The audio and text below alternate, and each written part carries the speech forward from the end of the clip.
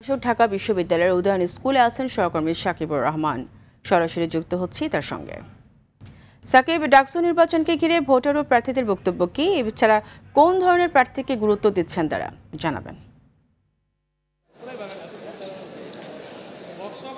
Voter যারা রয়েছেন তারা আসলে বলছেন যারা বিশেষ করে শিক্ষার্থীদের জন্য কাজ করবেন তাদেরকে বেছে নেবেন। এবং আমরা দেখছি যে সকাল থেকেই কিন্তু 8টা থেকে ভোট শুরু হয়েছে।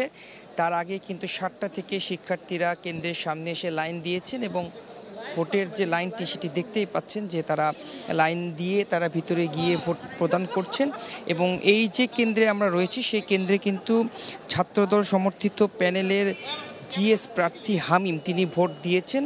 এবং পাশাপাশি এইটির পাশের যে কেন্দ্র সেখানে ছাত্র শিবিরের ভিপি প্রার্থী সাদেক কায়েম তিনি ভোট দিয়েছেন। ভোট দিয়ে কিন্তু তিনি কথা বলেছেন গণমাধ্যমের সঙ্গে। এখন পর্যন্ত নির্বাচনী পরিবেশ নিয়ে তিনি বলেছেন সুষ্ঠু রয়েছে। তবে ছাত্রদলের বিষয়ে তারা অভিযোগ তুলেছেন যে 100 মিটারের ভিতরে যে লিফলেট বিতরণ সেটি করা হচ্ছে। পাশাপাশি ছাত্রদলের যিনি জিএস প্রার্থী তিনিও কিন্তু বলেছেন যে ছাত্র শিবিরও কিন্তু যে লিফলেট বিতরণ সেটি করছেন সেই বিষয়টি তারা জানিয়েছেন।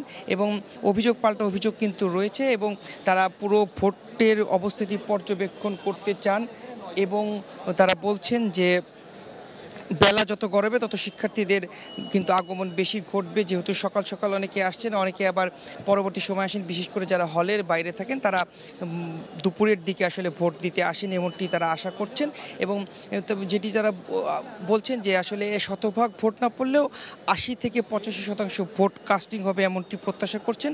এবং সারাদিনের যে পরিবেশ সেটি সুষ্ঠু থাকবে সেই প্রত্যাশা করছেন। এবং ভোটাররা বলছেন যে আসলে এখন পর্যন্ত সুষ্ঠু পরিবেশে তারা ভোট দিতে পেরেছেন এবং পরবর্তী সময় যারা ভোট দেবেন অর্থাৎ দিনের শেষ ভাগ পর্যন্ত যেন এই পরিবেশটি ঠিক থাকে সেই আশা তারা ব্যক্ত করছেন। তো এই ছিল এখন পর্যন্ত আমার কাছে ভোটের খবরাখবর। পরবর্তী সংবাদে হয়তো জানিয়ে দিতে পারবো অন্য কেন্দ্রে থেকে সেখানকার ভোটের কী অবস্থা। সাকিব, আপনাকে ধন্যবাদ।